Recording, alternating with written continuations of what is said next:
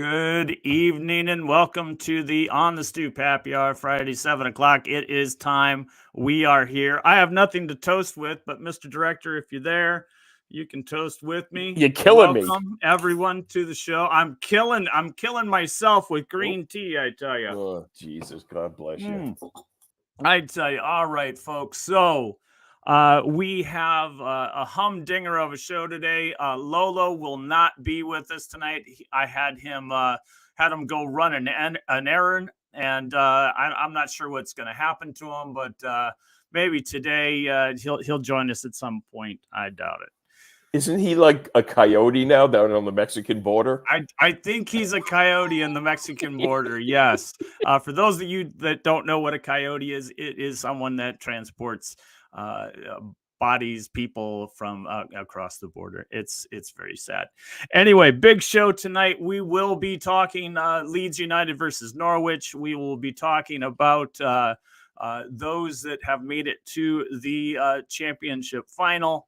And then also, if there's time, we will be talking about those nominees for the Premier League Player of the Year. Let's not forget that we will also be doing Betting in the Dark with Mr. Tom. But with all that said, I'd like to kick things off with something that really bugs me, something that got a little lost in the shuffle of all the news, is that David Moyes will no longer be manager of West Ham. I really liked that guy. I thought he did a great job, but I'm not a West Ham fan. I'm a Wolves fan, and I'm really upset that they're going with Julian Lopetegui, the Benedict Arnold of the Premier League, as far as I'm concerned. The guy left us high and dry, bitched that he didn't have money to spend, and left us with less than 5 days remaining before the start of the season. And so I say, Lopetegui, the West Ham, fuck that.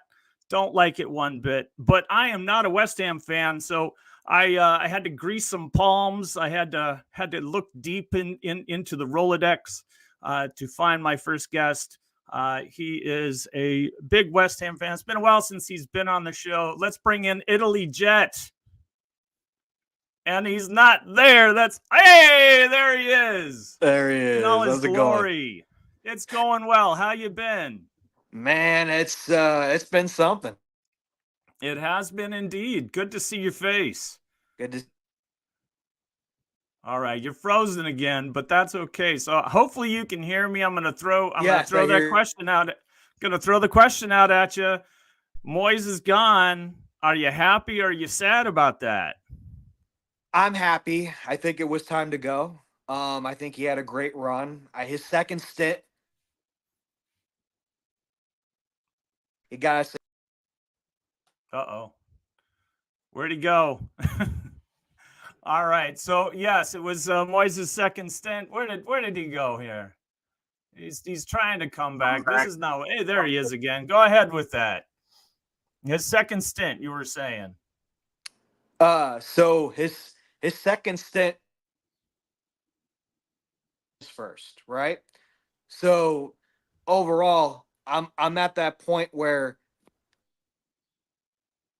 we will never learn his point. Poor Jet. Oh, this is really too bad. This is really too bad.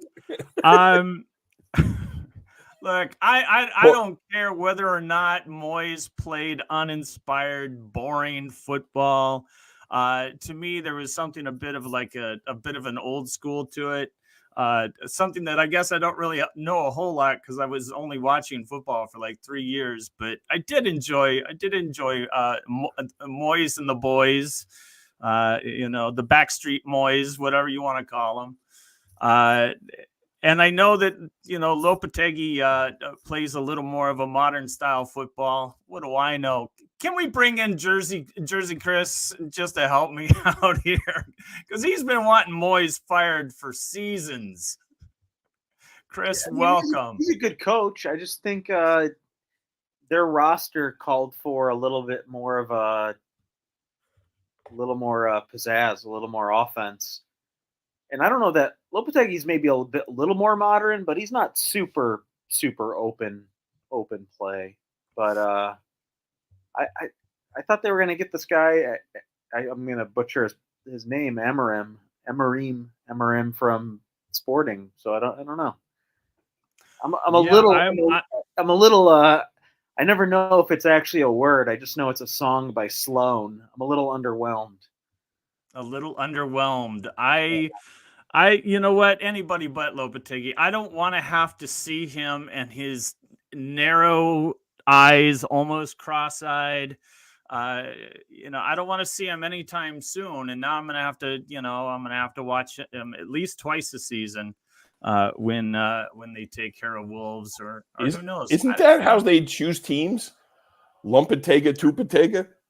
Exactly. Exactly. It's kind of funny because I was doing a little research on Lopetegui and just finding out what he had been doing since he left Wolves, which was not a goddamn thing. Unlike Moyes, who's going to go work for Talk Sports, I read. But Lopetegui is Wolverhampton's highest percentage winning manager. But the sample size is so damn small. It's 27 games. But he was, and that really cracked me up. If I remember correctly, he was fired as the Spain coach ahead of I can't remember if it was the World Cup or the Euros. He was undefeated with Spain, but they were upset that he took the Real Madrid job, which did not go well. He wasn't a good fit for that team. But he won. I'm pretty sure he won a Europa League with Sevilla. I think you're correct. So you're correct with that. I mean, he's definitely he's a good coach. I just thought maybe West Ham could dream a little bit more, go a little bit bigger, do a little bit better. Yeah. I agree. All right, so it looks like Italy Jet has changed locations, and hopefully the Wi-Fi connection is a little. They should have never let go of Pellegrini. That's what I'd say. Yeah, exactly. I love Pellegrini. but we weren't doing well with Pellegrini. So Moyes saved us during that time, as you know, Jersey. Did Pellegrini go to? You didn't take them into Europe, but we were not doing well, like in the group stages, and then the next round, and then we weren't even doing good in the league. So in the relegation, like I said, Moyes saved us from relegation twice. Yeah, that's true. So it was what Andy took us to Europe twice too. So it's apples and oranges, whatever you guys want to call it. Do you think he was forced out, or do you think he wanted to do this gig? Well, I think okay. So overall, they were trying to get a contract extension in January, but it just kept going on and on and on of delaying. And then when there's some drama with Stidman, not allowed to be on the training ground, not allowed to be in the locker room, then it was just a mutual thing after that. And it came from Sullivan, the part owner. So it just kind of dragged down. I honestly thought that it was time to move on. It just looked like it. Yeah. I think we texted a little bit. Lopetegui, you're a little disappointed, right? Yeah, but here's the thing. So I know they play same style of football as we know. It's very similar, very similar. The thing about Moyes is we just weren't doing good defensively at all. And then we had 2 wins since March. That's it. That's not going to cut it. You can't. We're supposed to go to the next level. I thought we were going to win Europa League. It felt like it for a while because we were in good form. Everything was going well. Kudos was scoring. Bowen was scoring. We were playing great defensively with Zuma. Then all the injuries hit us really hard going into January. Yeah, you were definitely one of the clubs that injuries had hurt for sure. You think you'll be able to keep everyone on the team for another season? I think Alvarez and Kudos will stay one more year, depending on what we do. But I think Paqueta is definitely done. It just sounds like it, and it just feels like it overall. Yeah. But I think Kudos and Alvarez will stay one more year, given to see what with the new coach comes in. I think now that we're getting them early and now getting some signings so they can go full throttle and get some signings immediately, maybe. I know we've been rumored with Zaha. We've been rumored with Tony. I know we've been rumored with the guy from Sevilla. He's from Morocco, I think. So I think overall, yeah, the forward there. Yeah, good striker, very good build, tall, good head. Go get Skamaka back. He's had a great year in Italy. Oh my god. Okay, Jersey, I think me and you can relate so much with that. Oh my gosh, I'm so mad. But I'm not surprised though. I'm going to be honest. He always killed it in Italy. He's from Italy. Not a lot of Premier League. Not a lot of Italians go to the Premier League and do well. So I just had a feeling he was going to go back. And Atalanta, perfect situation when they got rid of Zapata from there. I think it was a perfect situation. I hate it, but it's a perfect situation for him. Right. Well, you had mentioned a couple of things that kind of popped up in my head in regards to Lopetegui, and one is defense. I mean, he had his short tenure with the Wolves, he definitely started in the back, got us Dawson, I want to say. He left, right? And just kind of built from the back, and definitely did a lot of really positive things on the defensive front. So that'll definitely be there. You mentioned spending money. I hope West Ham spends some money, because that's the only way you keep Lopetegui happy. Because when you pull those purse strings a little tight, he complains that that's why he left. He left, right? He wasn't fired. He left because they didn't spend enough. He left because they were sellers, and they sold and sold and sold and brought nobody in, and it was such a thin squad. And he was like, "Fuck this, I'm out." I mean, is that exactly what happened? I'm not sure, but I definitely didn't like it. He's your problem now, and I hope those things happen. But what can he do for you guys on the offense? Well, and I think he's gonna. I mean, our defensive play has been jack crap, so I'm happy from a defensive aspect. But like I said, and we've all said it before, Mark and Jersey, it's one of those things. We've seen this with Moyes before. We've seen what Moyes could do defensively, because that's what his tactics are always been. I think if we get a true striker and a true left winger, I think it's going to make it easier to fit his system, right? Because he does go kind of a back three, right? He usually is a back three with the wing backs on the right and left side, right? Did he do that with the Wolves with you guys a little bit? So with us, Moyes did that a little bit, but he didn't do that a lot. So if he can make that work with Sofal on the right and Emerson on the left, just get us the guys that he needs. We got to go full throttle. With Moyes, we were hoping to take that next step after winning the Conference League. And we just kept going down and down since January. And I hope that he can take this next step. I mean, it's one of those things with him. He's won Europa League before with Sevilla. He's had good track records with Porto, Real Madrid, and Sevilla. And not to mention for the Wolves, he got them from 20th to 13th. So that's pretty good. Yeah, we were in rough shape. But it was certainly one of those things where we weren't expected to be in rough shape heading into the season. Whereas this season heading in, we were just like, it was our destiny to be relegated. And thank goodness for Gary O'Neill to take care of that. But I do hope the best for West Ham with Lopetegui, and I want nothing but terrible success for Lopetegui, and that he's fired after four games, and you bring in Graham Potter. Man, but that's what I wanted though. I wanted Graham Potter or the guy from Sporting in Portugal. I really wanted both of them. Right. Yeah, Chris, you had mentioned him very briefly. All right. So, Mr. Italy Jet, thank you for once we got our technical difficulties out of the way, we were able to get a few words of wisdom out of you.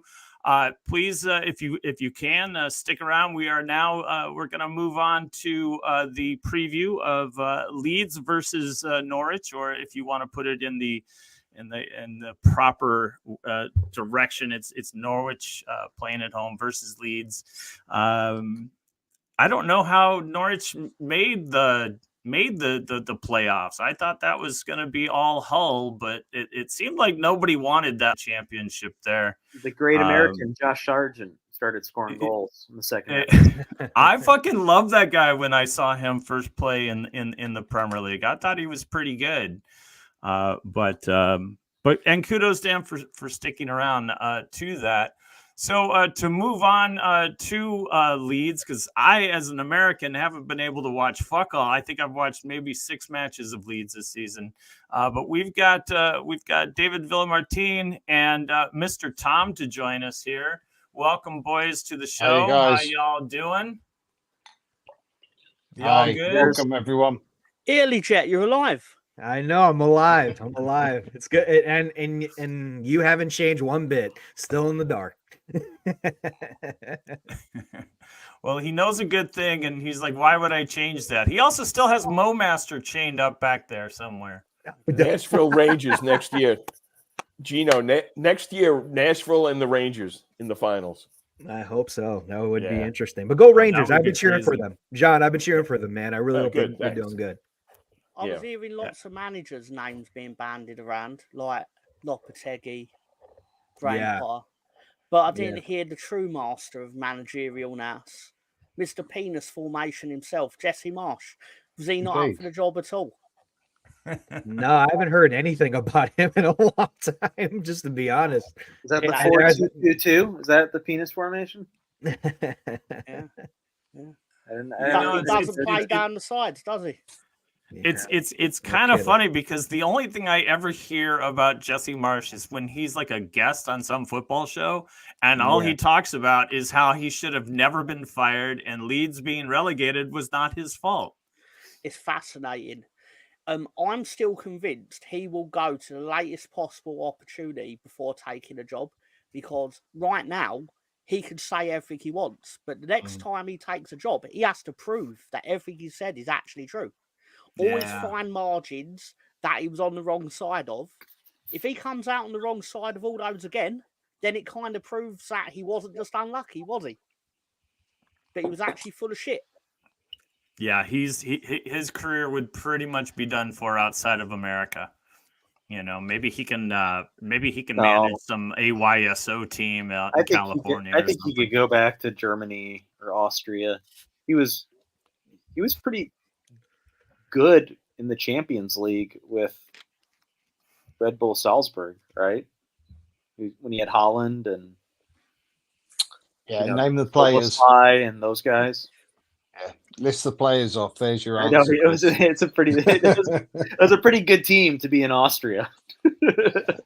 He did give some great words of wisdom this week when he commentated on the championship playoff to come, and saying that it wouldn't be easy for Leeds because there were all very good sides in the playoff competition now. Right. So sort of stating the obvious, really. But there you go. Right. So before we move on to talking about Leeds and Norwich, I have a very special surprise for y'all. Coming in all the way from New Orleans, the original Loup-garou himself. Let's hear it for Mr. James. Come on in, buddy. What's going on, everyone? Hey, man, what's changing? James. Thanks for joining us. Yeah.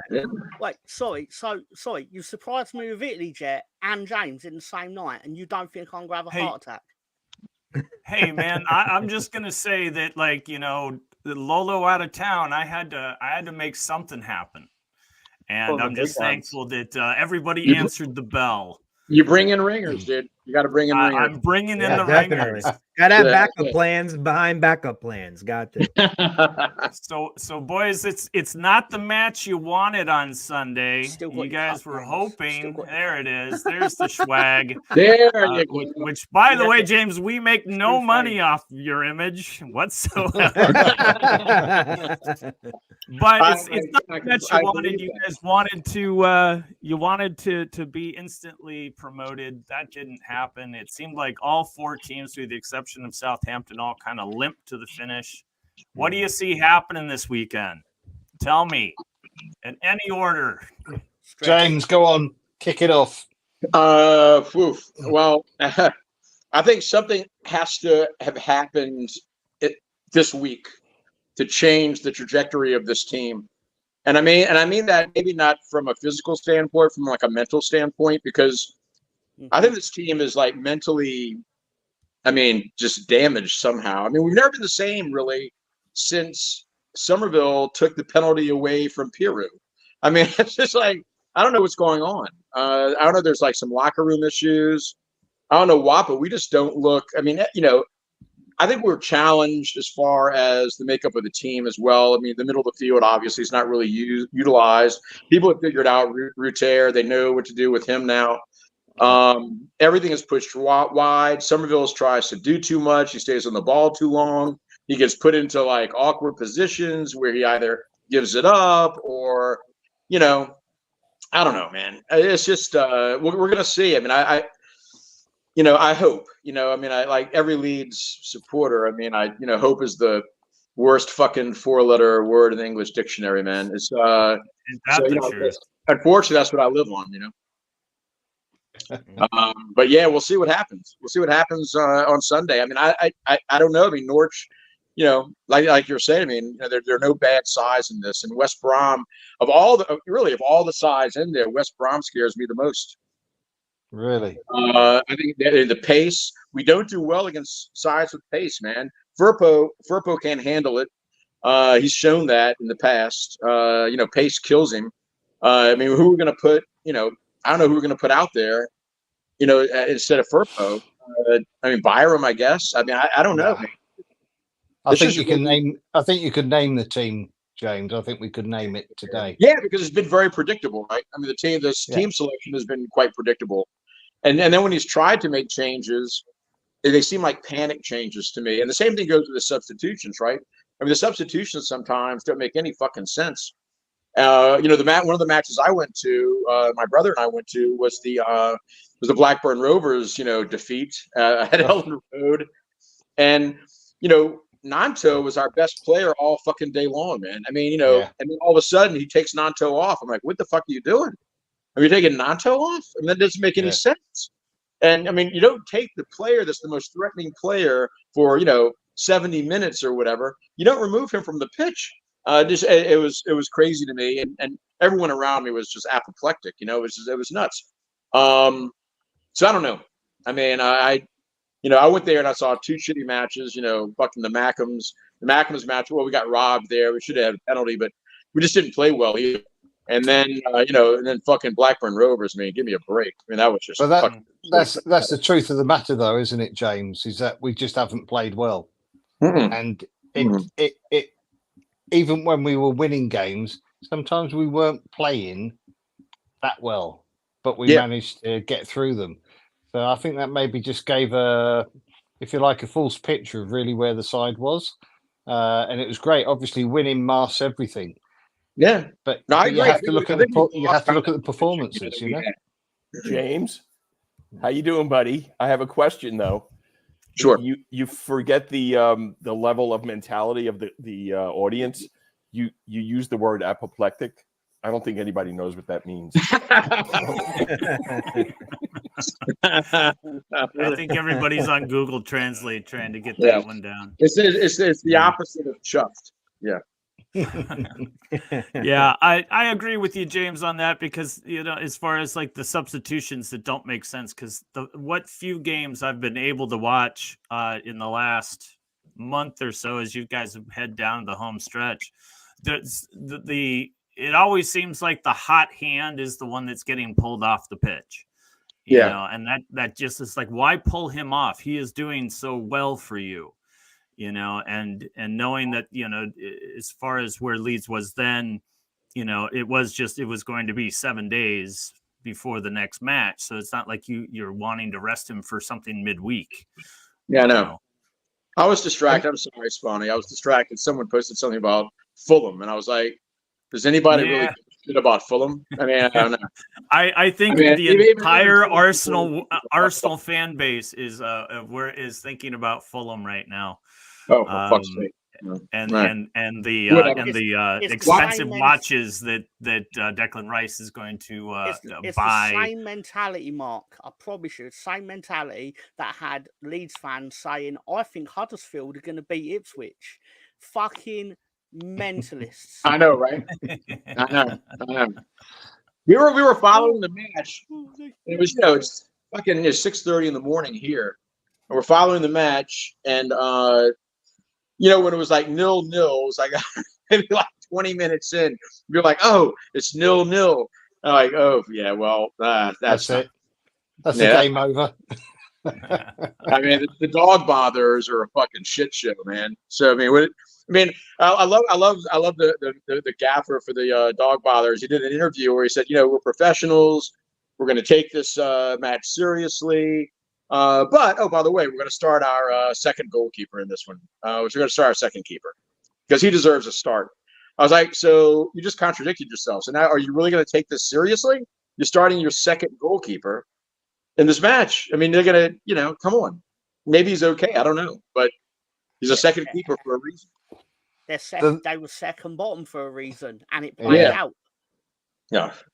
The level, people, man. Sorry, the level of hatred between the clubs, or at least from Huddersfield's side, knows no bounds when they get relegated, yet they are singing about Leeds falling apart. Oh, exactly. But we live rent free in the heads of every single fucking club out there. I mean, it's crazy. True. I mean, they do us a favor by keeping that whole image of Leeds alive. And it's just let them do it, man. Yeah, fuck Huddersfield, man. 8 clubs in that division and all about us. I understand even Real Madrid fans started singing it the other night. Really? That's what I understand. I've not seen the clip, but I saw something on Twitter. Maybe it was just rumor. I don't know. But I would love to see the video if they did, because I could imagine they were just doing it as a joke. How about the fucking track? Wagner as the coach as motivation to beat Norwich, right? Because he took Huddersfield up, right? Just pretend you're playing Huddersfield.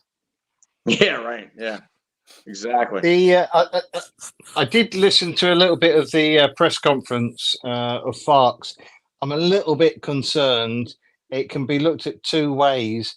Is he already absolving himself of any responsibility should we lose the game? Because he's put it firmly in the players' court that it's down to them. They can make the difference. No changes. There's nothing will be decided tactically from the sideline. Wow. Yeah. Maybe he was trying to say that he was putting all the confidence in the players. Yeah. Or was he? Yeah. That is not. Maybe it was maybe lost in translation. I know. Oh my God. Tom, what do you reckon?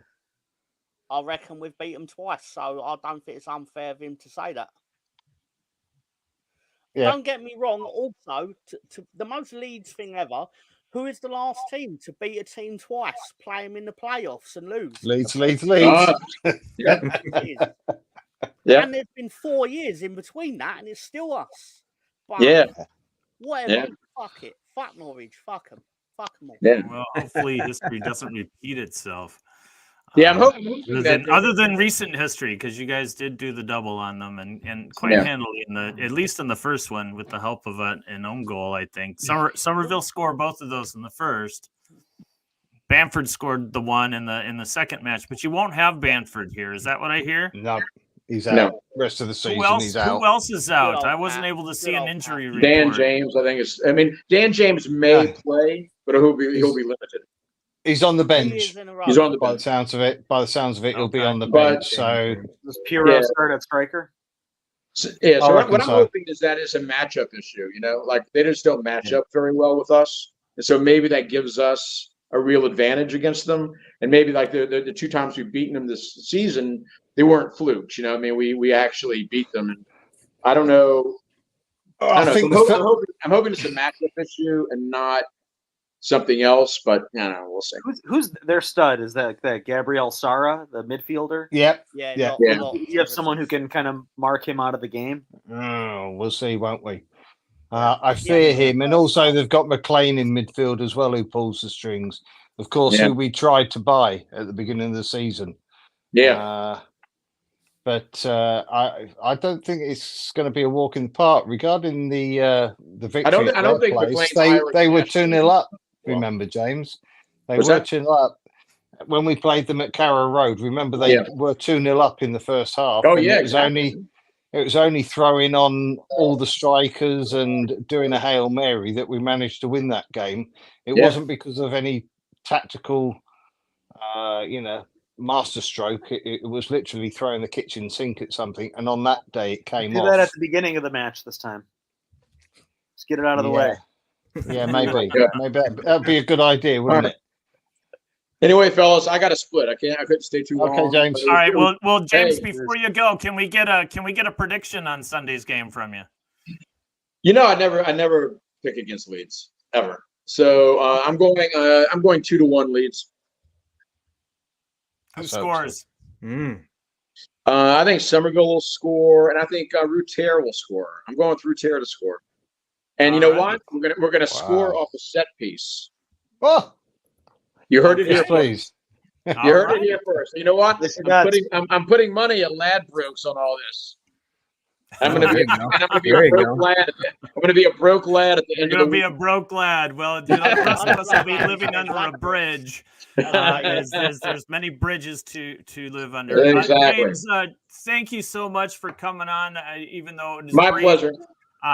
Feel free to join us at any time. Yeah, well, I'll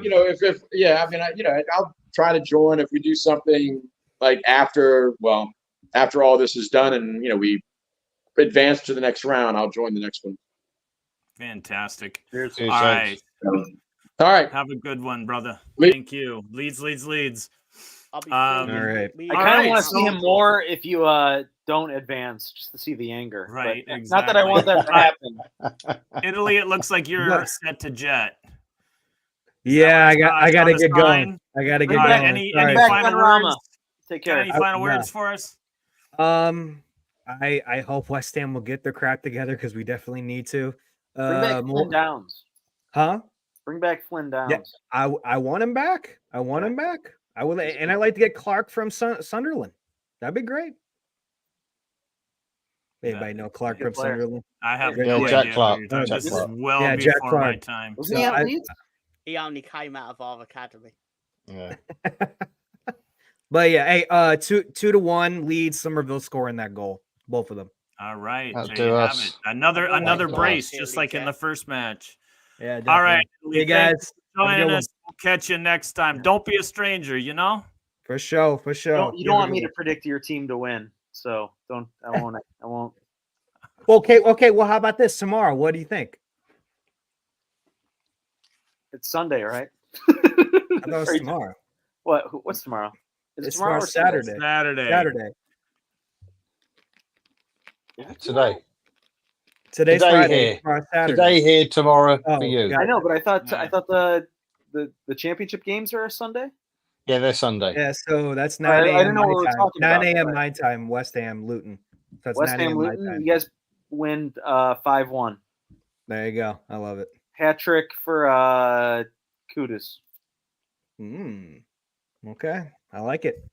All right, fellas. Have a good one. Go Leeds and West Ham. All right. Once again, thank you very much.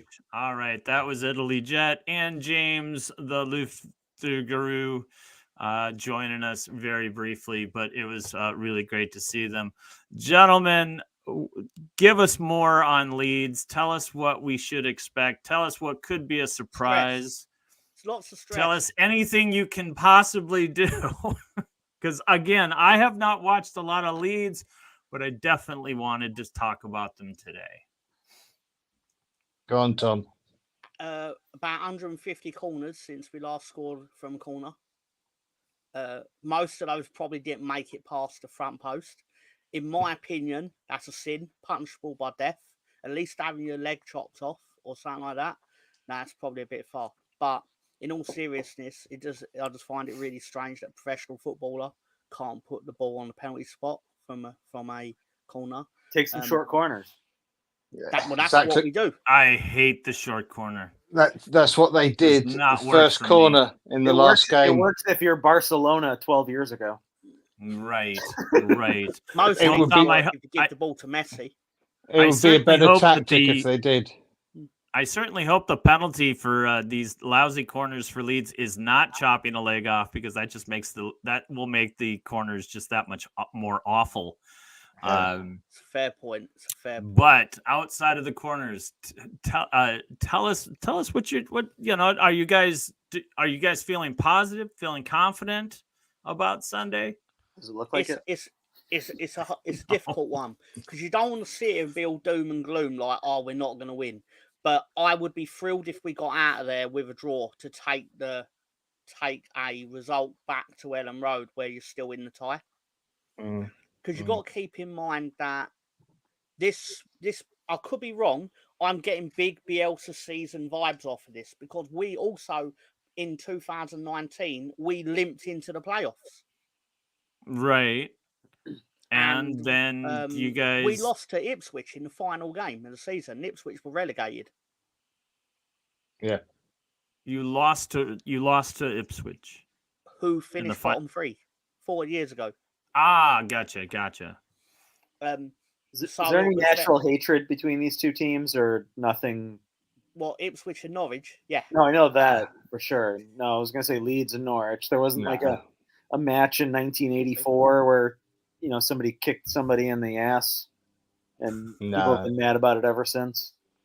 Not to my knowledge. I suppose there was Needle based on, this will sound really silly, but I think the Norwich goalkeeper at the time, I think it was Tim Krul, he said something after they won at Leeds to them when we beat them when we were both in the Premier League. Rafinha then started trolling them on Instagram, because obviously Rafinha wasn't part of it, but he had been told about it, so he just went with it, and that was a thing. So I expect that might rear its head again if it doesn't go our way. I don't think there's any real needle, though, is there? But there's no real needle. Only competitively, because usually, well, I say usually, it's not true, but whenever we've been in the same division over the last 5 years, it's either been we've been competing with them at the top, or we're competing with them at the bottom end. Yeah. So the matches have been important. Unfortunately, that shows the level of where Leeds have been, doesn't it? For the last few years and whatnot. I don't know. My head says that we should be good enough. I mean, results throughout the season and where we finished sort of tell us that yes, we should be good enough to do them, especially over 2 games. But to say I'm confident, no, I'm not confident. Not unless they can turn around the pretty horrendous form that they've been on. They're capable of it, but it depends. We'll know after 15 minutes which Leeds side has turned up on the day. Yeah. And I have no confidence, as I've always said, and I've said it for a long time. I have no confidence in Mr. Fart making any telling substitutions, and that's the way it is. So we'll see. So we've got a chance. We've reached this portion of the season as Leeds fans are thinking that Fark is not who he set out to be when he first started, and you guys you haven't been beaten at home, and you were undefeated in 2024 for a while there, and everyone was singing his praises, and even in the chats that I remember too, people were saying that Fark was better than Bielsa, which I never believed. That's not true. He's a good manager. He took Norwich up twice. He's not no one can say he's a bad manager. No. But he's like every good manager in the Championship, you're going to have some flaws, right? You can say the same thing about Wagner. Yep. But I think you got to keep in mind the saving grace for us is their form isn't that great either. From what I recall. They only have 1 win out of 5, so yeah, like a couple. I think it's 1 win and a couple of draws, isn't it? 1 win and 3 draws, 1, 3, and 1. But you guys are what, 1, 1, and 3. Hull's form was We're worse. awful. The one thing is, you both have a week of rest and a week of game planning. Hopefully, a week without playing, you can kind of just reset your mind. Mm-hmm. Mm-hmm. You Well, that's what it is, really, like, isn't it? It's going to be. Leeds are going to win this mentally. That's how they have to win it. It has to be the mental approach because they've got the better team. They've got the they should have the physical attributes to get them through because they've both played the same amount of games.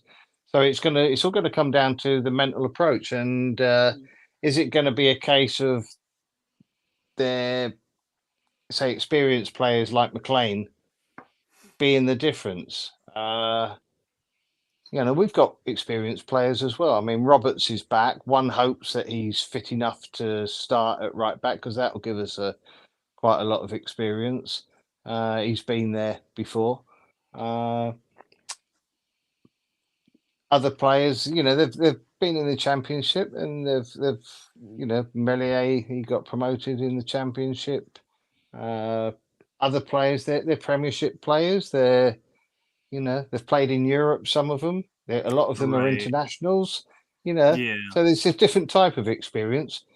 But it's all going to come down to what's going on up there and whether they can translate that on the pitch.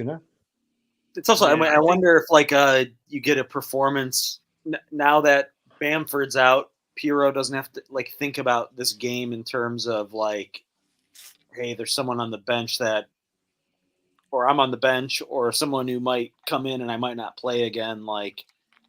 He's a proven goal scorer in the Championship. Yeah. He was at Swansea for 2 years. He's been getting absolutely slated. I don't think we've played to his strengths at all. And I think, although he didn't play well last week, but who did against Southampton, the finish for the goal was clinical. Something we haven't seen for a long time, and it's just been totally forgotten about because of the result and everything. The boy can score. You give him the proper chances, he'll score. So let's hope that he gets the chances and he converts. But it can't just be down to him. We've relied too much on a couple of players, 2-3 players, to provide the goals, and we seem a little bit shot shy. No goals we'll in see. midfield. No goals in midfield. No goals from defense. Mr. Director. Yeah, I have a question, Dave. What are you drinking? I am drinking. It's such a pretty glass too. A Timothy Taylor's. Nice. Is that a bitter or is it a pale ale? The landlord. Yeah. It's a pale ale. Nice. Proper beer. Sounds delicious. I haven't had a proper beer in a while. But Maybach. It's pretty good. Nice. Water, sparkling.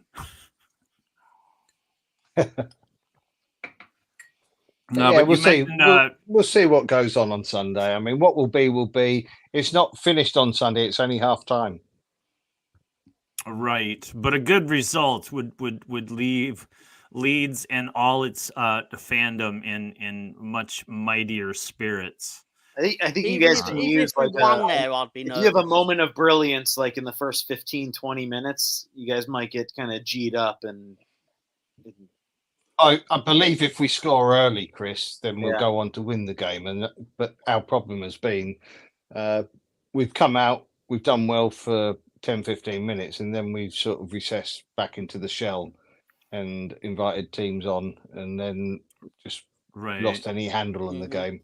Yeah, those have been the handful of games that I've seen. It's always been that Leeds scores and then the opposition scores less than 5 minutes later. Yeah. Or something akin to that, where it's just you concede the tying goal really fast. Tom? In my opinion, this season, if we do not score in the first 10 minutes of a contest, we don't score, generally speaking, because it makes it really easy for the other team to set up their low block. Whereas if we score, they kind of can't do that. Because they then are in the situation where they have to come out, and then that's where you pick them apart, and it becomes more of a contest, and one that's weighted in our favour because of man to man. Our players are generally better, not always, but generally. like for example, like the Sunderland game, they set their low block up in the first minute. Mm-hmm. They turned up to Ellen Road to get a 0-0 win, and they got it. Yep. They did the same thing at the Stadium of Light as well. Yep. And the question is, we were fucked. Yeah, the question is when Fark talks about the tactical, the tactician not actually making a big change on this result, that just doesn't sound good to me, because there's one thing for sure is that Wagner he's not going to look at it like that. It wouldn't surprise me if Norwich immediately go to a low block. We're best when we're defending a bit and we can go on the break. But if the team does it to us, then we seem devoid of ideas. Hey, you're right. Stylistically, like they've played all season trying to outscore their opponent, right? Like that's kind of how they've won. They've given up a lot of goals. Yeah. I don't know. I don't think any of the teams in the playoffs. I mean, obviously the playoffs are different because it changes the way you might think about. You lose one and you're done. But I don't think any of those four clubs play like a cynical defense first style. West Brom. No. West Brom probably more than any of the four, but they succeeded. Even they're averaging a goal and a half per game. It's not bad. Yeah, and also the thing is, I'm not suggesting that they do play that sort of football. Yeah. The other teams, but they know if they're playing against Leeds, they can defend well. Southampton don't have to think about that because they've beaten us twice and they've taken us apart twice. And they're a good football inside. They've got some good players, but we don't need to worry about them at the moment. All we need to worry about is Norwich because thinking about, you don't need to think about West Brom or Southampton because we're not playing them. Exactly. One game at a time. The match at hand is what you guys are definitely worrying about. Should the unthinkable happen, and I know you guys have been thinking about this, but should Leeds not succeed in the playoffs and be left behind and have to endure another season in the championship, does Daniel Fark stay on? Do they keep him on to go another year to see if they can be promoted, or do they go somewhere else, or they go to someone else? You're not going to get anyone of a realistic, better caliber at this level than someone who's won it twice. So it'd be very silly to get rid of him. Just whatever you think of him. Yeah. I just think from the get-go, unless Pep was available and fancied slumming it. Well, the better question is this at the beginning of the year, although it'd probably still be disappointing, if you said, hey, you're going to finish third on 90 points but not make it through the playoffs, would you say that's objectively a disappointing season? Or I believed right at the beginning of the season, I thought that even in the first few games when we didn't pick up that many points and we were playing a very put together side, I had faith that they'd get in the right players. They did do. I thought we'd end up in the playoffs then, even if we went through the whole season and it wasn't a brilliant squad. But by the time they assembled the squad they did, my thinking immediately came to, if we don't get automatic promotion, it's a failure. Okay. That said, you didn't think 90 I didn't automatic promotion. No. It's nothing to do with the points. Nothing. No. The points argument is a ridiculous argument because you can only play against the teams that you're playing that year. Now, we didn't expect Ipswich to do so well, and hats off to them. The points thing just winds me up a treat. It winds me up a treat because in the two of the last three seasons, if you were in a 3-horse race, you would have ended up in the playoffs. So 90 points is not the answer. Okay. You're looking at 94 to 96 points. That will get you automatic. That said, as I say, I'm disappointed we didn't get the automatics. I think we fell apart like a house of cards after the internationals. I thought Fart was the right man at the time. He was the right man available. He was the right man willing to come. But I think, Tom, you'll remember that I've not been convinced for a long, long time. But that's not to say he's not a good manager and that he wouldn't get us promotion. If not this year, maybe next year. So would I change him? No, I wouldn't change him. I'd give him a full pre-season, which he never had last year, and also managing to get in more of the players that he wants. Yeah. And then we see how it goes at the beginning of the season, and then if it's not going right, then you have to do a call well before the January window. But hopefully you don't need to make that call. But that's where I am with it. I'm not a fan of his, but would I change him? No, I wouldn't. I mean, within the circumstance we are, there's like loads of facets to it. But obviously, and the league doesn't give a shit when it comes to this. But the reality is, for us, we were a month behind the 8 ball because of the takeover happening. So obviously, other teams were making moves long before we were even in a position to do so legally. But again, as I said, the league doesn't give a shit. It starts when it starts. If you're not ready, then tough shit. So that's what happened. I think we did well to recover from it. But the problem is that I feel lots of Leeds fans, and this is no secret. I've said it on the other set of my show. Too many people thought the season ended in March just because we caught Leicester. Yeah. And they didn't realise that, no, you've still got another 8 games to play. Yeah. Or whatever it was. Yeah. Hey, Tom, what show is that? Oh, that's funny you should say that. It's the We All Love Leeds show that airs on UK time of 9 p.m. on a Sunday evening. 4 Eastern Standard Time. I wouldn't have known. Thank you. I'm glad to remind you. But no, in all seriousness though, just we were amazing when we were the underdog playing catch up. As soon as we hit the top of that tree, they all fucking lost interest. They thought they'd won it.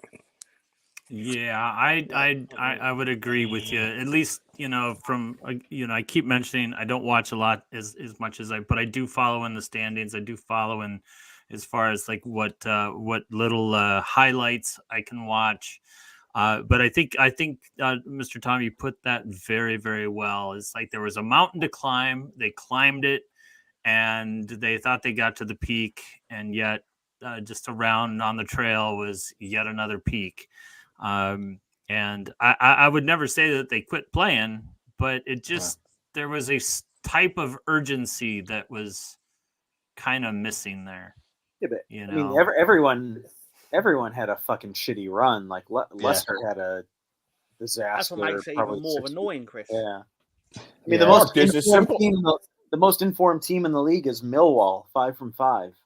There's a simple solution, Mark, to get all your Leeds information.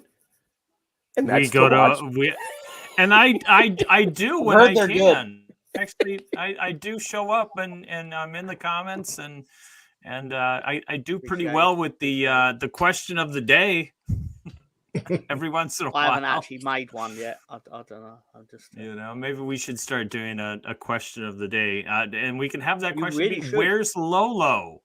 Lolo was sent off for a little bit of an errand, and I don't know what happened to him. His mustache looked so much better when he's getting killed than it normally does. But anyhow, I'll bet right as a feather, really. I'll keep it good in. Where's Gary? Because I want to put this one up. I tell you, I don't know. I kind of was hoping that Gary would be here, but because he can talk Leeds with the best of them. Why aren't we shitting on Arsenal just like this entire show? I think it's fair to say I had it on good word that Gary is actually at home making a vegetable stew.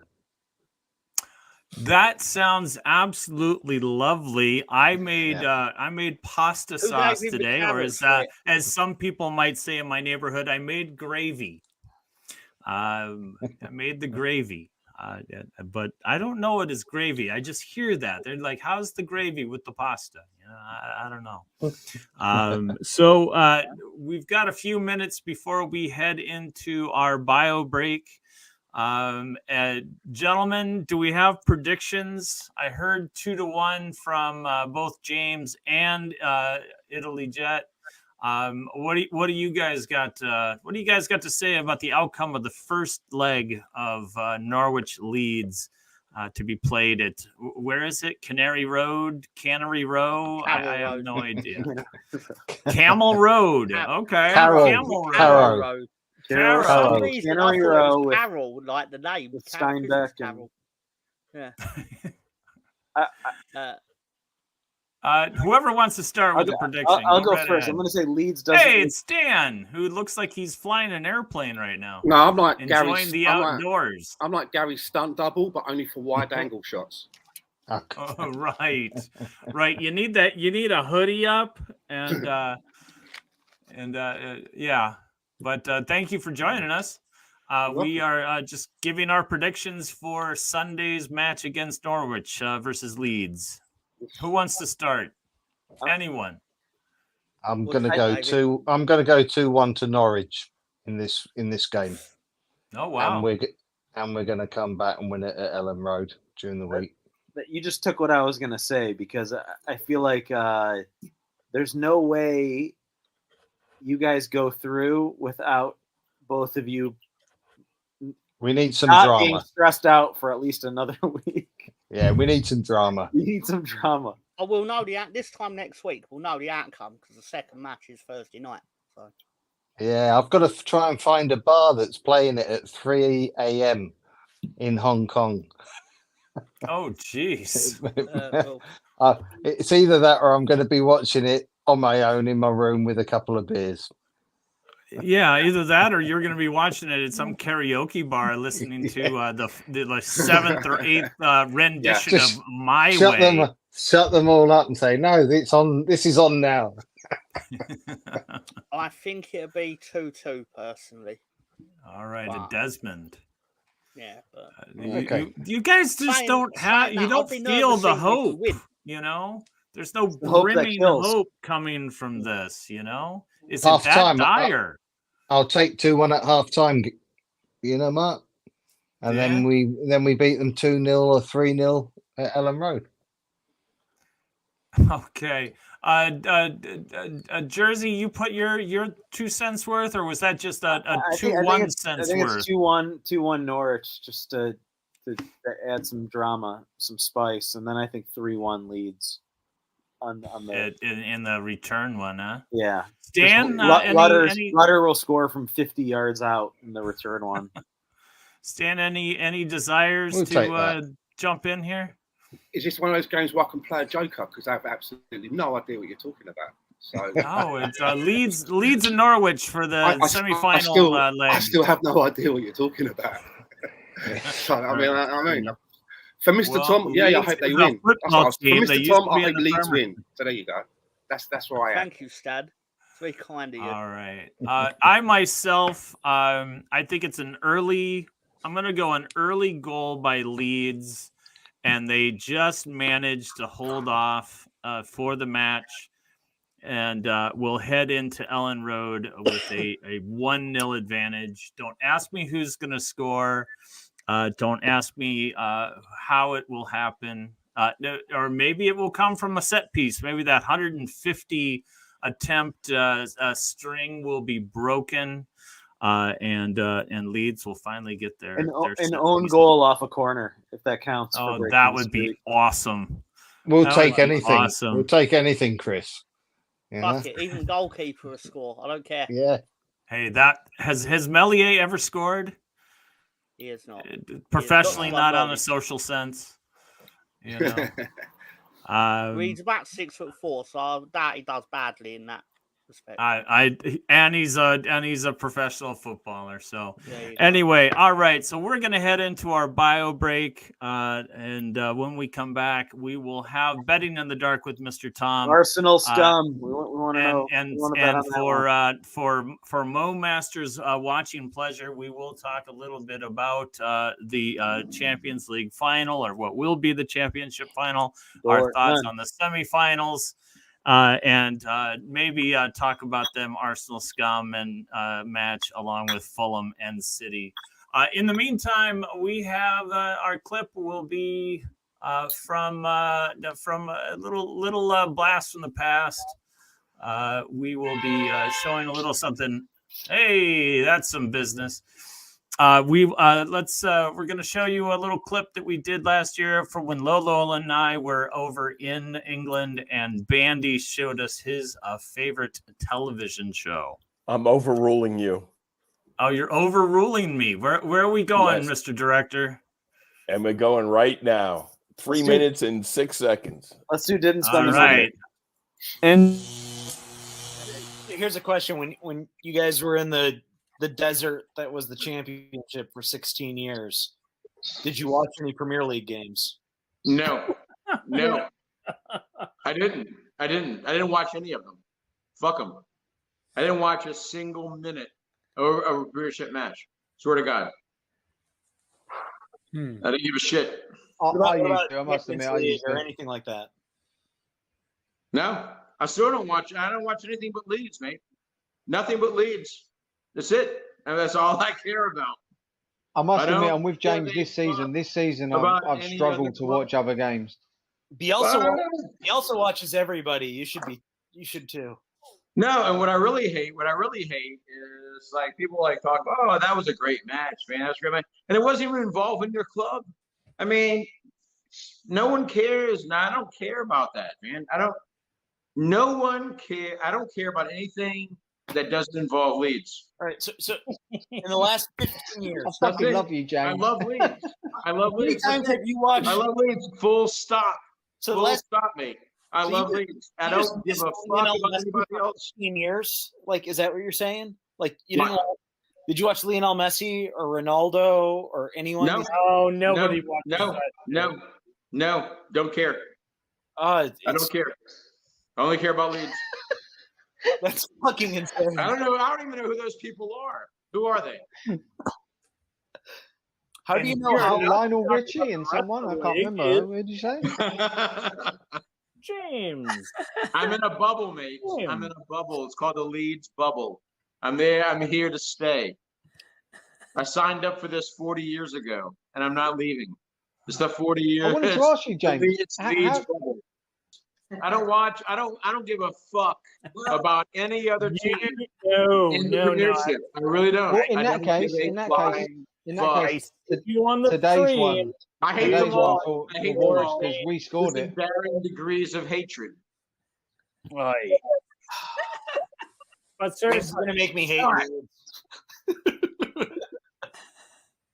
See, James, that's the thing is you think that like bothers James at all? James expects he expects that you hate Leeds. He comes.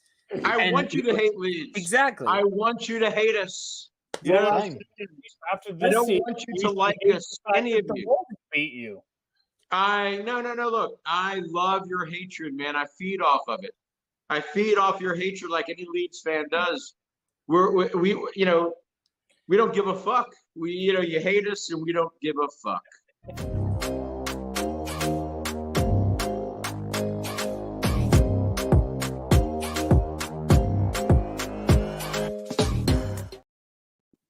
Wow, another blast from the past, perhaps an even better one. I thought that was appropriate.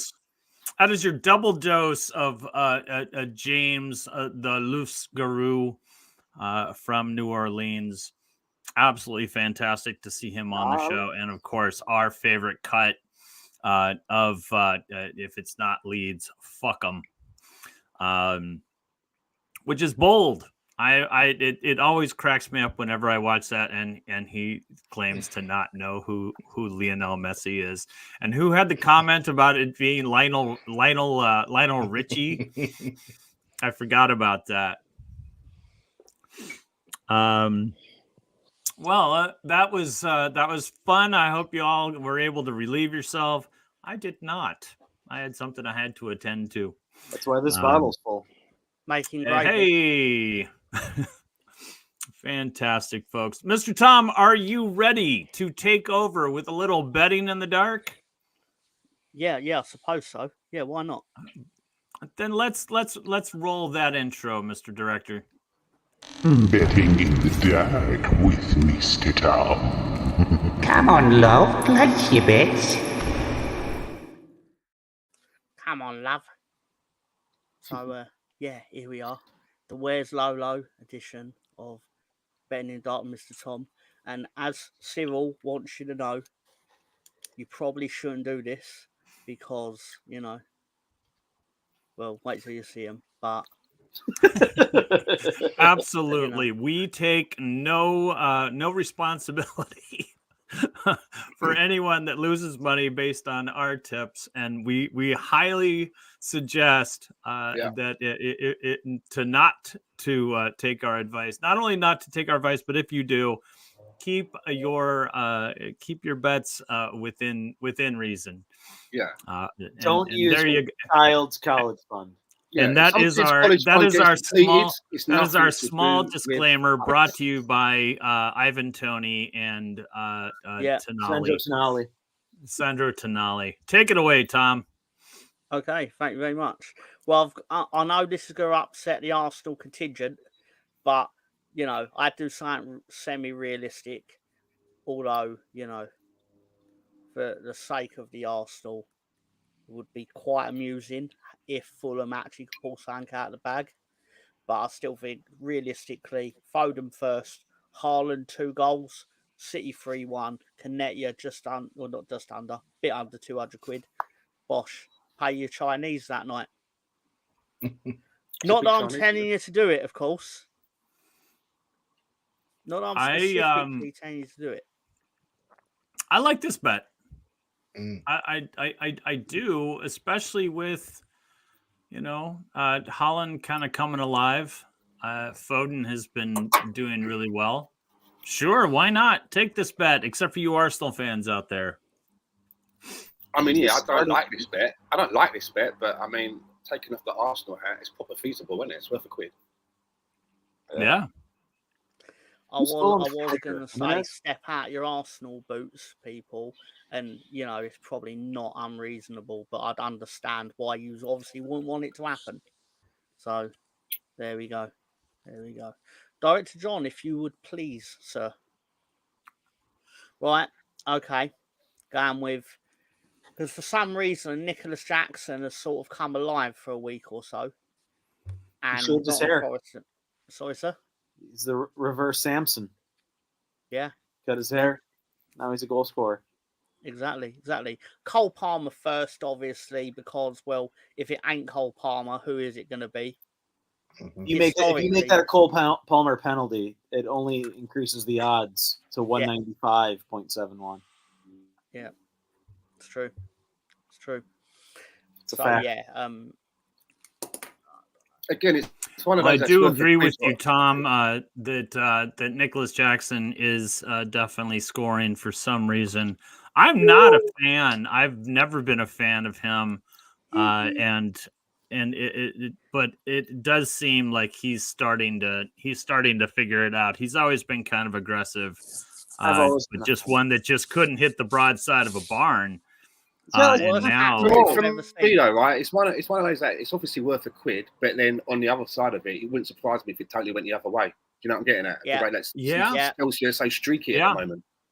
But it's only £1 lost. Yeah, exactly. If you did the exact same, like still Palmer to score first and Jackson to score, and did Forest to win 3-2, you'd get even more money, I imagine.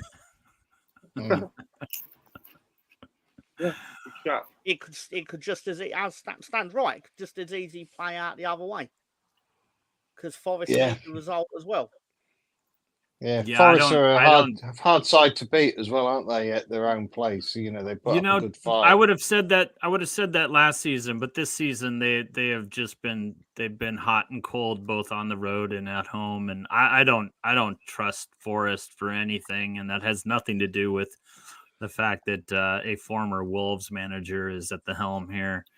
I did think he would kind of turn things around for a little bit for the better, because he does have a few players on that squad that he's very familiar with. But Willie Bolly has been nothing but hurt for Forest, and you know, who the hell is Morgan Gibbs White anyway? Mark, you're sounding like a boy at a prom who's asked a couple of girls out and they've turned him down. Wherever you turn, you're turning towards Forest. Oh no, she's there. Turn towards, you know, oh no, she's there. Mark loves an Awaniwi, but I'm not sure he's been playing that much lately. He injured his groin, I want to say, and then was brought back on pretty quickly and injured again. Kind of almost like a Neto thing, where you know you're hoping for the best of health, but it just didn't happen. And I love that dude. If they go down, he'd be a nice pickup for somebody. Oh, he would be. He's one of the promoted sides. He's such a big dude too. He's, you know, and I'm not talking tall. I'm talking just like those wide shoulders. You know, the whole time kind he of was with Liverpool, he could never get a work permit to play in the UK. So he was on loan from Liverpool like 5 or 6 years in a row. He could never get a UK work permit. It's like the year we sold him to, I think, Union Berlin. He got a work permit like the next day. Did he then start playing international football or anything like that? Because I think that contributes to actually qualify for one. Sure. I don't know. He's on the Nigerian team, right? They have so many strikers. I don't know if he's made that team yet. Well, I do like this bet. I'm gonna definitely. It's worth $1 to me, and I'm not changing a damn thing. I could see Forest scoring on Chelsea because Chelsea tends not to keep those clean sheets, but you know. And this is you should edge your bets. Put another bet on for a quid and just change the score. What day of the week is this, Tom? This is off the top of my head. This will be the Saturday evening kickoff. Oh, okay. So it's the last match of the the day, and those tend to be high scoring, right? Well, I tried to do the ones that are on TV. Right. Actually, the slot you're referring to with my scoring theory, it's not theory, it's actually fact that the Sunday kickoff, the UK 4:30 kickoff on Sunday is the highest scoring time slot for a Premier League game ever. So all your high scoring games tend to be Sunday afternoon. So will it be even higher scoring than 3-2 Chelsea over Forest? I don't think so this week, but I've got a feeling the Arsenal fans would not be upset if my prediction happened, to be fair to them. All right. If you would not mind, Director John, please. Get on with it! And here we are. Here we go. It pays, I worked it out, you get about £18 more if you actually do Odegaard first and then Kai Havertz to score. Oh, okay. But I'd put that in first, so that's just what I submitted. Who did Scum lose to 4-0 last week? Was it Palace? Yeah. Yeah. Palace destroyed them. It wasn't even 6. Could have been 6. It was a great game. Great game to watch. They hit the post on that, didn't they? It could have been more. Who's Palace's coach? Oh, what's his name? His name Glasner, something like that. Yeah. If I invented that name out the top of my head. Sounds right. That does sound somewhat familiar. Yeah. Philip Glass. I have no idea if I'm right. It's just... But yeah, no, that game was incredible. I loved every minute of it. Obviously, it's just great watching that team get their pants pulled down. So I forgot to say about Chelsea is that you're going to see it again. We're going to see it again this weekend. And they're going to get pulled down. You're right. Well, since you pulled Chelsea's pants down and gave them a bit of a spanking, they seem to have turned a corner. I think this will be closer. Yeah, and Arsenal spanking will do that to you. It will. I think this will be 2-1 Arsenal. I think it's going to be a nail biter. I was going to say, is it a sort of game that could suddenly be a banana skin for Arsenal? You know, that's what I was thinking. Man U not playing well, being awful, etc., and then suddenly. Man United are absolutely rubbish at the moment. They've got nothing going for them. What you're going to see on Sunday, right? You're going to see the final nail that goes into that coffin. We've done everybody this season at their place now. Chelsea used to be a problem for us, you know. Tottenham used to be a problem for us. Liverpool used to be a bit problem for us. We're putting down a marker, and the final one is going to be Man United at their place. And remember that 8-2 when they done us? We're going to pay them back for that. They are right for the picking. If you're an Arsenal player right now, you would be salivating after watching Crystal Palace do them for 4, almost 6. You can't wait for that game. I totally agree with you, but I'm just saying, is that therefore a potential banana skin because Man U have been that shocking? I'm going to work out. When I mean a banana skin, I'm talking like 1-1, 2-2, which is enough of a banana I'm usually skin. Very apprehensive about this fixture. Always very apprehensive. I don't go in large, but I feel really cocky about this one. I think that we're absolutely going to be that final nail in the coffin because they have got nothing going on. You're going to get Ten Hag fired on Sunday. Probably. I don't think he gets fired. I think he finishes the season and then gets let go. At their worst ever that I've ever seen them. Right, the money that Ten Hag spent in the last transfer window was more than the entire value of the squad for Crystal Palace that beat them. They've got nothing going on for themselves at the moment. And you know, if they're going to put Casemiro in the back with Johnny Evans, bring it on, man. The geezer's got a turning circle like a Ford Transit van. Bring it on. You just said Johnny Evans. God, he has been so awful as of late. I know. He's Johnny Evans should be on like a League One team right now, right? Like, I mean, he came from where? Burnley, Everton. He's originally from Man United. Or I will say this, was that West Brom? Was he at West Brom? I will say this: if it does become a banana skin and we get done, I'm going to be like, everything about this season for me will be undone with that game because we should be putting this team to the sword. Yeah. We should be finishing them off right now. They should be grateful that we're going to come there to finish them off, put them out of misery. Right, and I completely agree with that. This is a match that's ripe for the picking. And given your next opponent, Everton, I don't see Arsenal looking past this match. That's a scarier match like they might in the past. I'm hoping they've learned from the last 2 seasons and know that all they have to do is just be themselves and go out and win this match, like everyone is expecting them to do. Man United right now is just. They're awful. They are currently, in my mind, the worst team in the league right now, and that includes the 3 teams that are going to be relegated. Who we got? We got Burnley, Luton Town, and Sheffield United. Right now, those teams are at least showing some sort of fight. Against Chelsea, or rather against Crystal Palace. There was no fight. I watched that game with interest, thinking this will be a good match. And every single team that sees Man United coming up as an opponent, they smell blood. Every team now smells blood.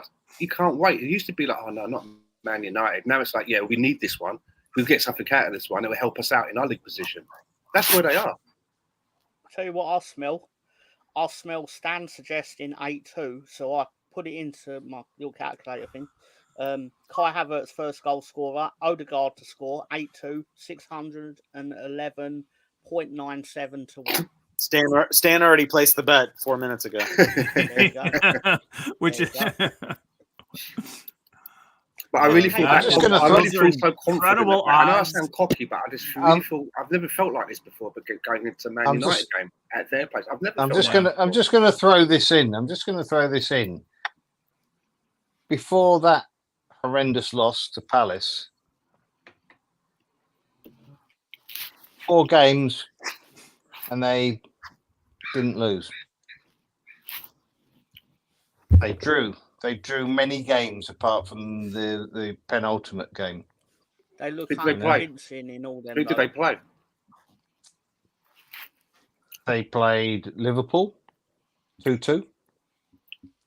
Away at Bournemouth, the Coventry semi-final. Which they should have lost. Yeah. Which they should have lost, but they didn't. They didn't, and this is my whole point. This is my whole point. And they beat Sheffield United 4-2 and drew 1-1 against Burnley. Teams that are fighting.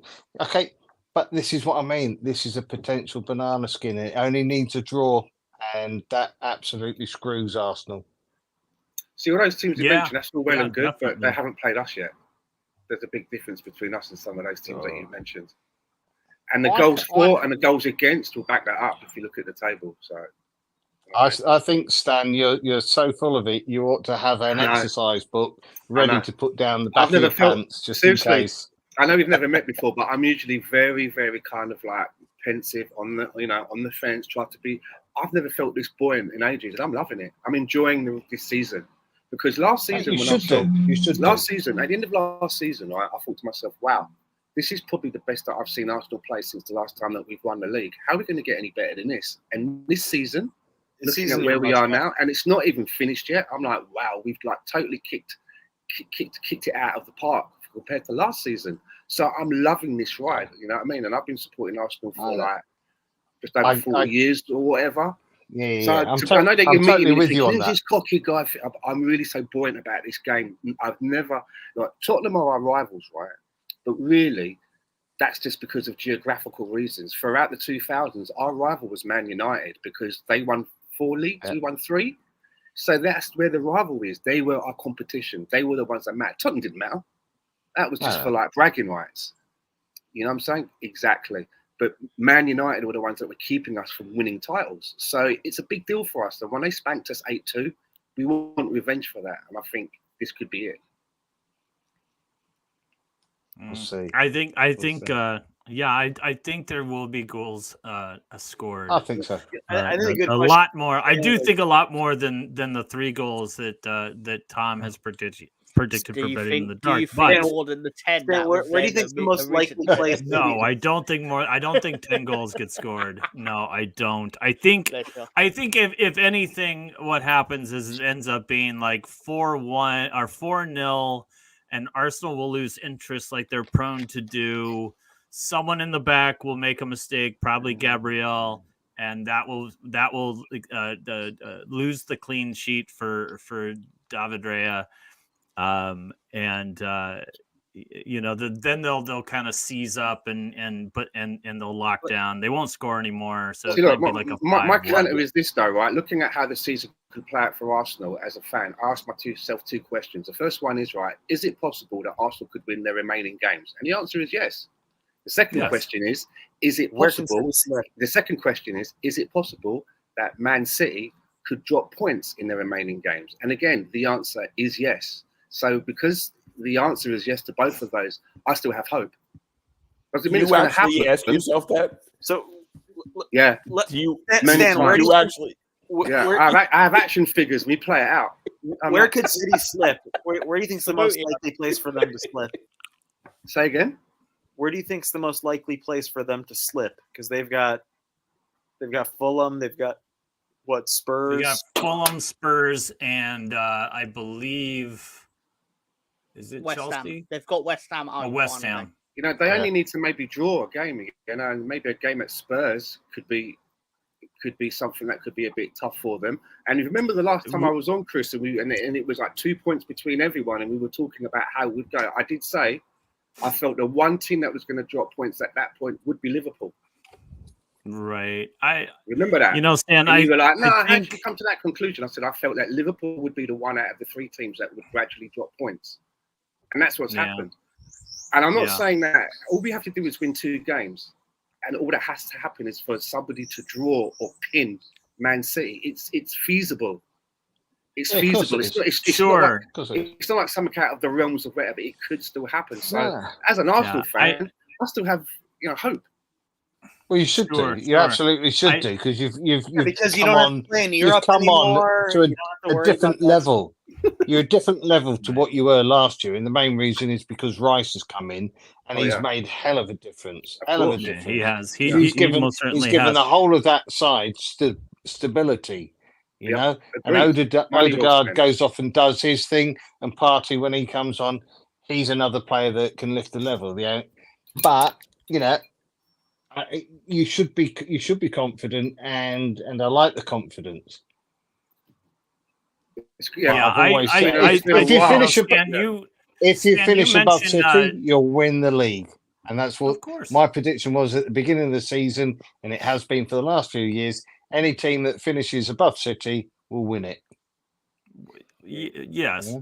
Yeah. Stan, you mentioned that maybe City will drop points against Tottenham. I don't see that happening. We talk about Man United being an absolute shit show. And Tottenham's terrible. Tottenham is a complete dumpster fire right now, and I don't know what happened to this team because earlier in the season, heading into the winter break and the winter window, I really thought that was a team to keep an eye on. They have 3 points. Then their injuries happened, and they have yet to recover.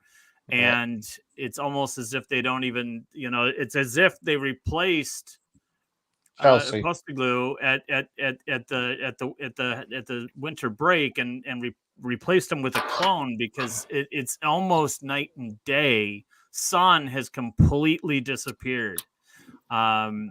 Madison was injured. He's having trouble getting back fit and in game form. There's just been so many things going wrong with Tottenham, and I don't see them dropping. I don't see City dropping points at Tottenham. Okay, so I would see West Ham maybe doing it, or maybe even Fulham. Here's my opinion on that fixture. The first one is when people say things like, do you think Tottenham are going to play really badly because it will help City and that affects Arsenal? The first thing is it's like if you look at the Tottenham squad, it's not like we're talking about 11 players that are all born and raised in North London. These players are from all over the world. This is their job. They want to play football and they want to be successful, right? Yeah, and Postecoglou is not going to sit down on the job. You look at someone like a lot of pride. Someone like Postecoglou, if I was in his shoes, I'd be thinking, okay, it's my first season here. I won an award. There's been some bad points, but you know what? Take everything out of it. Next week, I'm going to be facing the treble winners or the quadruple winners, whatever, right? So I'm going to do my best. Let's see how this team can match. Let's see if I can build them up. And let's see if I can try and get something out of this. Just from my own personal standing. And maybe you've got players there as well in the team that are thinking, okay, I'm playing in this position. I'm going to be going up against Haaland. Let me see the measure of myself. Let me see if I can keep Haaland in my pocket for that game. So, these are professional people. They're not from North London. They're not thinking about, Arsenal. And Postecoglou is from Australia. They're thinking about maybe they've had shit games, but maybe they want to raise their game or see what they can do against this team and measure themselves. And when I say things about like they could drop points, maybe, let me reframe that. That's the hope and the prayer. My hope is that Man City will drop points somewhere, because if they do and we win our games, happy days. Right. Yeah. Exactly. And the entire Arsenal fan base, including Gary and our very own Lolo, will be completely and utterly unsufferable for the next 9 months, as they should, but they will still be absolutely unsufferable. With Spurs, Villa's been terrible lately, right? So City is a difficult game, but the other two matches are Burnley and Sheffield United. Like, they win 3 in a row. There's still this it's very slight. Yeah. But they're playing for top 4. If Villa draws twice or Villa loses twice, Villa just got their shit kicked out of them by Olympiacos in 2 rounds in a row. That they look way off form right now. Right. Also, as well, when you see fans talk about things like players throwing games because of the competition, all of that, you could flip the coin the other way and say, well, let's have a look at Fulham. Maybe they've got a part to play. There's a few ex-Arsenal players that are at Fulham. How do we know that they're not in the change room and talking to each other and saying, listen, let's do our part in some way. You know, this club was good to us. I'm just using conspiracy theories, but why does it always have to be the negative about players rolling over? It could be the other way around, right? But I think that every player goes out to win every game. No one rolls over. I don't Exactly. think anyone rolls over. And there's no incentive to in the Premier League or in English football or in football in general. I mean, it's not like you get your option of signing the best player that might be coming to the Premier League, or there's you lose out on your win bonus. There's not like a youth draft or anything like that. So there's no incentive to lose. I do think that, you know, if anything, I would put more thought toward that it's possible that Fulham can sneak points off of City rather than Tottenham. Tottenham have lost 4 straight, and even the last game they won, I don't even remember who it was. It wasn't that impressive of a victory. I think they were down and they came back, which I guess in itself is impressive, but the way they did it was not. They're a bit Chelsea-ish, shouldn't they? And a bit Man United, where they have these bad runs, but they just pull these results out, you know, because there is, you know, they've still got some players there, and for some reason they managed to pull it. Chelsea are very much like that. They're very streaky at the moment. Sure. But in the case of Spurs, they had Chelsea something and to Spurs play have for. flopped over. They could have snuck into the top 4. And they just aren't. They haven't taken that. I think Chelsea's taken that advantage. You know, I do think Chelsea wins out, and I do think that Chelsea is awarded with some sort of, you know, the place in Europe, whether it be the conference or I have no idea what you know. They keep adding and subtracting, and the conference, Mark. Yeah, you know. Also, as well, just a quick one. There's something. There's something to play for, and there's something to play for Spurs as well. But they kind of let that slip through their fingers. You know, I think Chelsea does win out. I do think that they get something out of the deal. But I think top 4 is pretty much locked. You know, I have no idea. I just wanted to say quickly, because I don't want to forget, it's May the 10th, and for the Goonies that are watching out there, happy birthday to Dennis Bergkamp. All right, happy birthday, Dennis Bergkamp. I know nothing about him, but I will have to wiki that later on so that I can increase my knowledge. Well, I've only been watching football for a few years now. So if you want to talk about what teams can I give you one thing to look up? He's known for scoring really ugly goals, Mark. I'll give you ugly goals. Look up Dennis Bergkamp. Just look up Dennis Bergkamp goal for Arsenal against Newcastle when you're ready after the show. Make a note of that. That's not my favourite Bergkamp goal. My personal favourite. That's my all-time favourite goal. For Holland against that's a good Holland one. versus Argentina. Good one. Absolutely. The Newcastle one for me. The Newcastle one. Okay. Well, and then watch some Matt Letizia highlights afterwards. He's excellent. Yeah. Big fan. And I think, and then after that, I'll rewatch the highlights of the last 2 semifinals for UEFA, because they were all very, very enjoyable. How y'all feel about these results in the Champions League semifinal? We the final will be Dortmund versus Real Madrid. I want Stan, you're finding some fun in this. There's 2 things about the past week of the Champions League, and obviously from an Arsenal side, it's laughing at Harry Kane and Eric Dyer. I mean, on an individual level, you look at someone like Harry Kane, that all of his time in England, winning the Golden Boot, having the personal accolades, but not being able to actually have the team trophy in there, and so you bite the bullet, you leave, and you go to a place where it's a home banker. It's a home banker that this team wins silverware.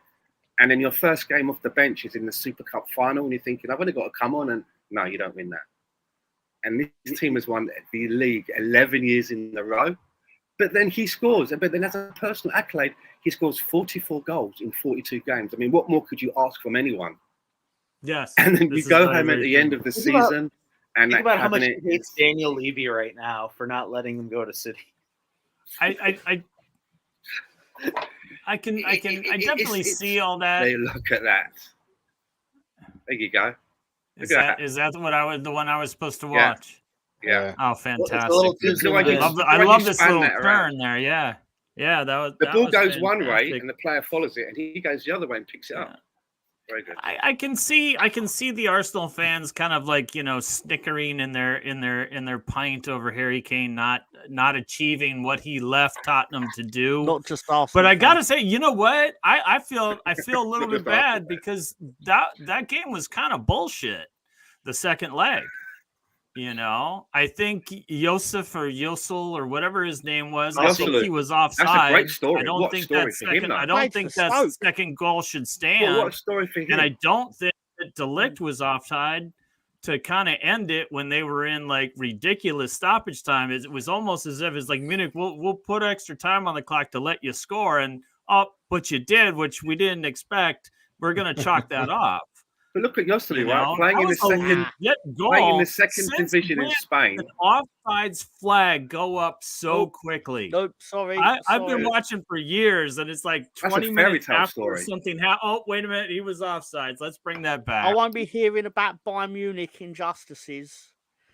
That Bayern Josely Munich, story, an though, is a offside fairy goal, tale. They can go fuck themselves, Bayern Munich.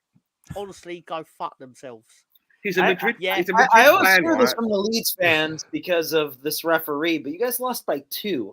How jobbed did you guys get? Because it wasn't a close I score. wasn't even alive. I don't give a shit. We It's got just a completely it's just a jobbed, funniness. Chris. Watch the game. Watch the game. I guess you got to watch the game. It's just Yeah, when you watch One the of the game. funniest You'll- tweets that I saw about this whole situation and Harry Kane was from Mems, and he said that had Harry Kane signed for Celtic, then Partick Thistle would have probably won the SPL. And the only thing that could probably top this as a weird anomaly is that, I was thinking, well, Kylian Mbappe will probably go to Real Madrid next season and win it. And I thought, imagine if he goes to Madrid and they don't win it. My God. Because he's another one I who's always the swear bridesmaid, right? to God, has any he has won the team World Cup. ever? Yeah. Has any team ever had as bad luck as PSG hitting the woodwork? 6 I times. gotta tell you, I swear to God, I kind of thought PSG was manned by a bunch of stormtroopers, because they can't hit the target either. Good one. Yeah. Very clever. Very clever. Yeah, that match was well, for one, I mean, I think when I watched the first leg of the Dortmund PSG match, I thought to myself that there's some sort of hand of another world spirit that was just riding the shoulders of Dortmund. It's like angels in the outfield or something like that, where there was just like a presence at the goal and just batting things away. God, and I thought to myself, I was like, this is just not PSG's day, but they head back home. It's only 1-0. It's never their day. And they're gonna get a result and they're gonna move on. And it was the same. It was practically the same game. Still absolutely wonderful. But PSG just could not hit the broadside of a barn. Fabio Ruiz, is that his name? Yeah, the 2 headers that were put on a platter for him. How he shanked those so wide and so over the top is absolutely beyond me. They're never going to win it, Mark. There's nothing What's they that? can do. They'll never win it. They'll never win it, mate. The reality is, let me break it down for you like this. They couldn't even win it when there was a global pandemic forcing all the matches to be played over 90 minutes. They couldn't even win it when they had Neymar, Mbappe and Messi up front. And they still can't win it now. They're never going to win it. What else are they? Are they got to dig up? James Pele? doesn't know who those players are, so that's why they didn't. So can I, PSG? Right, I've always thought about what is it about them that they can't always get to the big show. And I thought, honestly, this is the most I have a balanced theory. team that I have a they've had, theory. though. Do you That's think why this it's theory's the got best any team. credence in it? PSG is like playing in the French league, which is kind of like Celtic and Rangers playing in the Scottish league. PSG have got talented world footballers in their team, and there's only probably a few games this season where a team is probably going to challenge them. So they go through the season playing and winning, but not actually playing to their full potential all of the time, because the teams that they're playing aren't really much competition. Hold on. And then they go into the Champions League, where they are playing maybe teams that are of a higher caliber, and they're not quite ready for it. Not because they're shit, but because they've been playing against teams where they've not had to use their full potential, and it catches them out. Celtic don't do well. It's the only thing I can think of. Well, they play down in League One quite a bit, but like they were the better team that match. It's just 31 shots.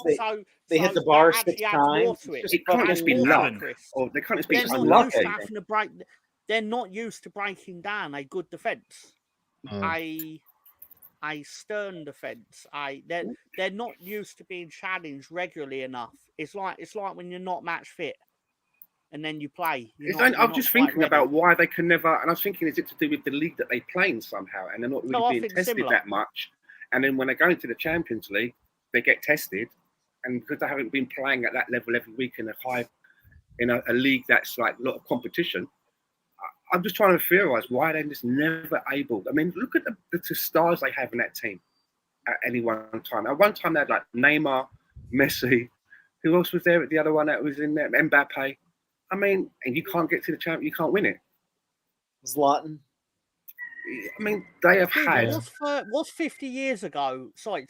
What's like 60 years ago got to do with Celtic's performance in Europe now?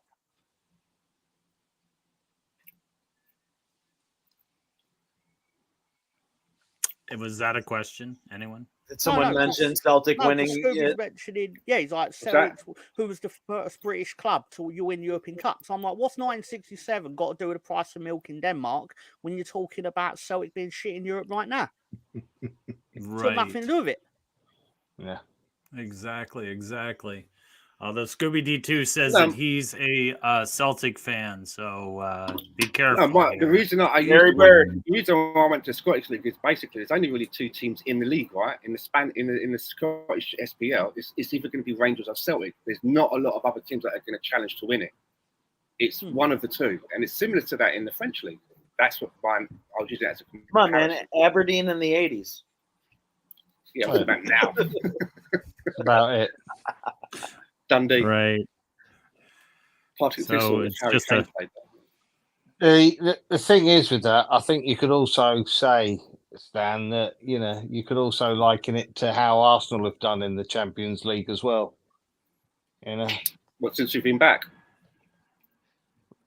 Have you ever been in the Champions League?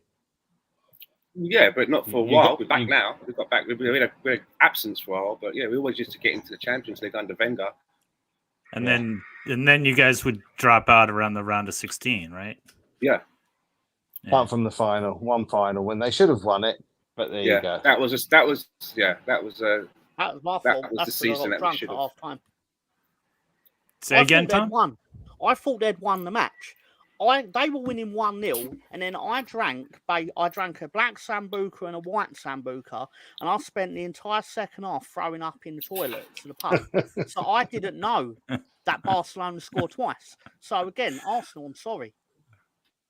So now, for those of you that don't know, when you drink a black Sambuca and a white Sambuca, that is known as a black and tan. For all those that want to be bartenders.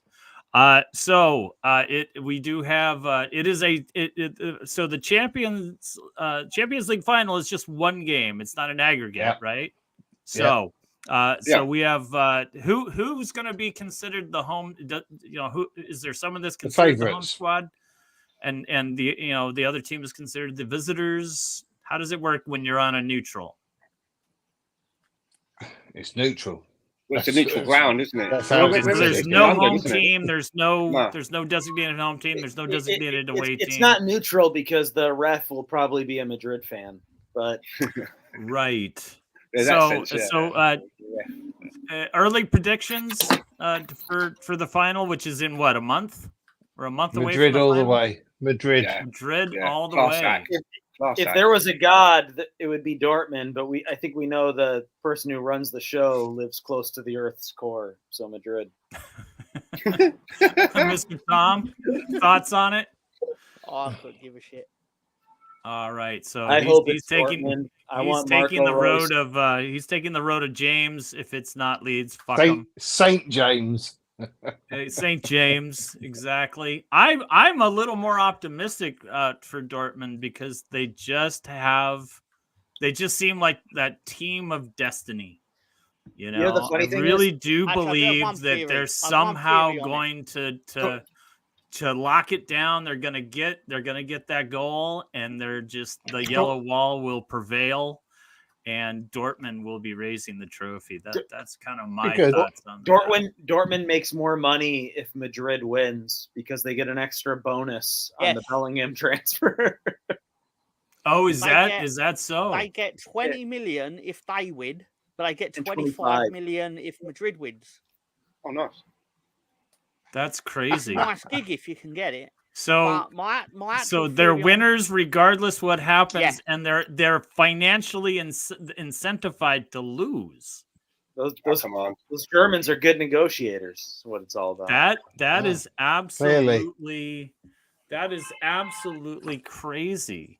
Now I want to rethink my position. I bet Jadon Sancho's got a good incentive to win as well, hasn't he? Old Jadon Sancho would love to win it. That's why he was so good. If they win. Because basically it was like, oh, you can apologise to me, or you can either sit on the bench, or you can fuck off back to Dortmund. If you don't believe you've got anything to apologise for, I wouldn't. You know, if your manager just comes out and says, "Oh, the reason I've not played him because of he's been shit in training," and you don't believe that to be so, and you come out and say, "No, I was fine in training," and then you talk to stand by your beliefs. I don't give a fuck. Right? Yeah, I'm one of those.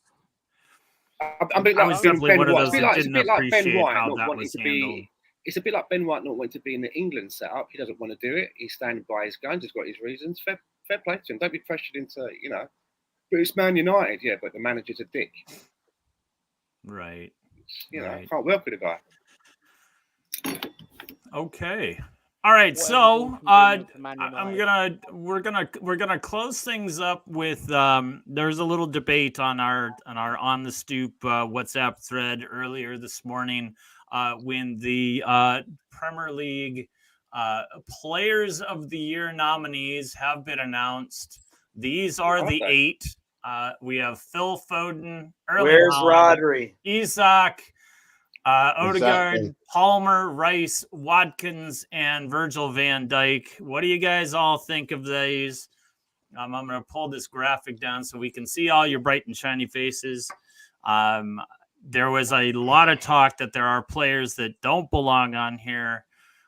Chris, your thoughts were that Van Dijk doesn't belong. So first of all, there shouldn't be 8 nominees for this type of award. There should be maybe 4. Yeah. Pull off Van Dijk, pull off Palmer, pull off. I mean, Isak's had a very good last 2 months. Pull him off.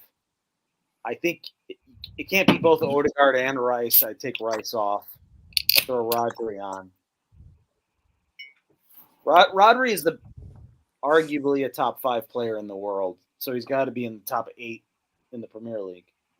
Didn't Rodri win Player of the Year a few years ago? I kind of half agree with you, Chris. I'd rather take off Odegaard and keep Rice. I agree that there shouldn't be the 2, but I would rather. If it was last season, I would have had Odegaard because of his numbers. But I think for what Declan Rice has done with the team. In his contribution, I'd rather do. You could argue Saliba should be Arsenal's representative as well. That's another good shout. That's a good shout. That's the problem when you have 3 that are so close. I definitely think I wouldn't have Haaland on there because I think this year he's got 25 goals. He's had a good year. But he's not been as he's not been as good against the strongest team. Yeah. He's got 25, but he's got 35. He leads the league in scoring, but he doesn't belong on the list of Players of the Year because he destroyed it the year before. Yeah, I'm just saying. Right, here's a question, right? If you had the choice of I would rather have Haaland Rodri. or Isak, I'd rather who have would you Rodri have? and Foden. Rodri and Foden belong ahead of if you Haaland. was picking a team and you had to pick either Haaland or Isak, for example, who are both on that list, who would you pick for a match? Haaland. You take Holland any day of the I week. think at their current age, you pick Haaland. I think when they're both 30, I think Isak's game will be more. I mean, today though. Now, Let's pick today. Today I pick Haaland, but Isak's Yeah. a fucking good player. Yeah, I like. He Yeah, is a good player. Ollie Watkins is a good exactly. player too. Yeah. I think Isak's Scooby game Doo. will Holland was better. out, but he only missed like 3 or 4 games this season. Isak I think missed like 8. He'll miss games and then come back and score 4. Yeah, okay. Yeah, it's like he was never no away. doubt. No, absolutely. I mean, and he's just an absolute beast. I mean, he was the one in the first match of the season that took out Yuri Mina. But Know, can I just say, don't get me wrong. If drove I him into the forward, turf. I want him to sign fight Isak. over a ball. Hopefully he's gettable. I want Isak. I mean, if I'm starting a team tomorrow, I'd pick Haaland if I had the choice because Haaland is a sideboard. I mean, if I'm starting a team tomorrow, my first 3 players from the league are Foden, Odegaard, and Rodri. Really? Yeah, I think those are no forward. I think those. I mean, because I still think De Bruyne is up there as well, but he's in his 30s. So I'm talking about looking a couple of years out. That's interesting. I mean, Foden's incredible. Yeah, he's incredible. Yeah. I mean, Saka's incredible. I'm surprised Saka is not considered in this. He's not been as good this year as he was last year. I don't think he's been a little bit off it. Yeah, by Saka's standards. By his Van Dijk standards, had a good year, a good comeback year. Van Dijk, but Saliba should be ahead of him this year. Yeah. No. Yeah, definitely. Van Dijk is not. I think Gabriel Magalhaes is ahead of Van Dijk this year. No. Oh, yeah. I think we had that conversation earlier today, and Gabriel just makes far too many mistakes. Liverpool's best player, costly. He's rubbed that out of his game. He used to make a lot of mistakes, but he has rubbed that out of his game. I think his mistakes are definitely. I think his mistakes have definitely lessened, but he still makes them. No.